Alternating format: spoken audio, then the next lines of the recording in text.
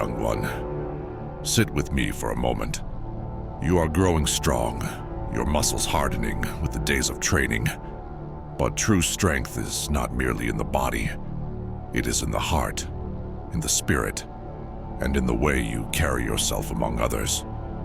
As a man, you must first understand what it means to be a man in Gaul, and what is expected of you by your tribe, your ancestors, and the very gods themselves.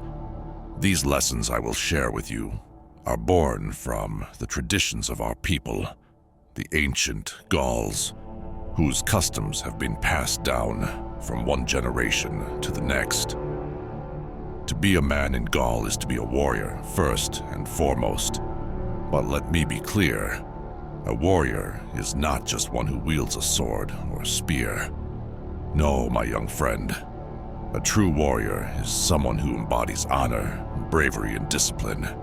You are expected to protect your tribe, your people, and your land. But to protect, you must first know how to fight. Every day, from dawn until dusk, we train. We train to fight. But we train also to understand the nature of battle. The real enemy is not merely the other man. It is the fear within you that must be vanquished first. Do you understand this? Do you see how important it is to train your mind and soul alongside your body? A warrior must face his fear with courage, his doubts with resolve, and his enemies with strength. As a young man, you are expected to learn how to wield a weapon, but also how to wield your mind. Your discipline in both areas will define your future. Do not waste your time in idle distractions or the comforts of sleep when there is work to be done. A warrior rises early to greet the day. He knows that the strength of his arm and the clarity of his mind are forged in the moments before the sun breaks the horizon. We do not languish in luxuries or soft beds. You must not seek comfort, for the true test of your manhood comes in the face of discomfort, struggle, and strife. One of the most revered Gallic virtues is bravery in battle. You must never shrink from the fight, for to do so is to dishonor yourself and your ancestors. Your bravery is a testament to the courage of the warriors who came before you. Those who stood against the invading Roman legions, those who fought the wild beasts in the forests, and those who protected the sacred groves of our gods. But bravery does not come without wisdom. Do not seek to be reckless. A warrior who fights without wisdom is a fool, and such a man is no man at all. Being a man in Gaul also means knowing your place in the tribe and showing respect for those around you. The bond between warriors is sacred, for we fight together, live together, and die together. Brotherhood is the core of our existence. You must treat your fellow men with respect, for a tribe divided is a tribe that will fall. The bond of a warrior's oath is stronger than the steel of his blade. Do you feel that? The weight of that responsibility. You are not just fighting for yourself. You are fighting for the honor and the survival of your entire tribe. Your elders, those who have seen the passage of many seasons, are to be revered. Listen to their wisdom, for they have lived longer than you and seen more battles, more bloodshed, and more glory. But you are not to act as a servant to them. Your respect should be mutual, for each of us is a warrior in our own right, regardless of age. When you take part in the councils, your voice is just as important as the oldest chieftains, as long as it is founded on wisdom and not youthful arrogance. There are things that are simply not acceptable among our people. Weakness in both body and spirit is a dishonor to you and your ancestors. If you turn away from battle out of fear, if you show cowardice in the face of your enemy, You dishonor yourself and your people.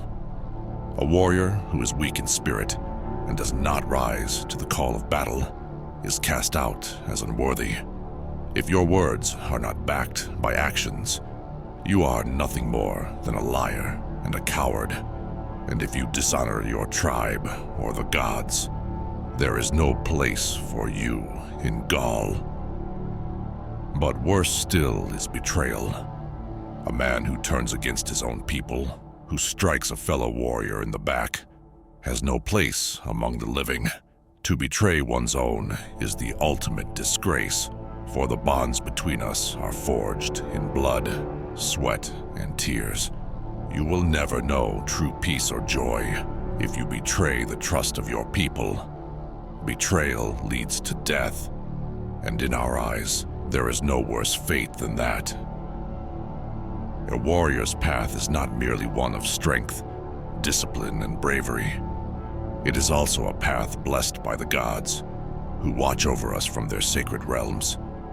The gods are the very breath of our world, and it is through them that we draw our strength.